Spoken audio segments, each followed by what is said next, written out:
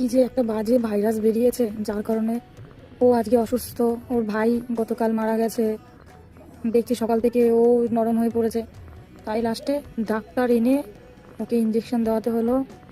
এখনও বিকেবেলা আবার চলবে ইঞ্জেকশন। হ্যাঁ, ও তবু খেতে পারছিল, ওর ভাই তো খেতেও পারছিল না, জানো? যেটা বেশি দুষ্টুমি করে আমার সঙ্গে, আমার বিছানায় উঠে দেখবে ম্যাক্সিমাম ভিডিওতে ওটাই আমার সঙ্গে বেশি শয়তানি করতো।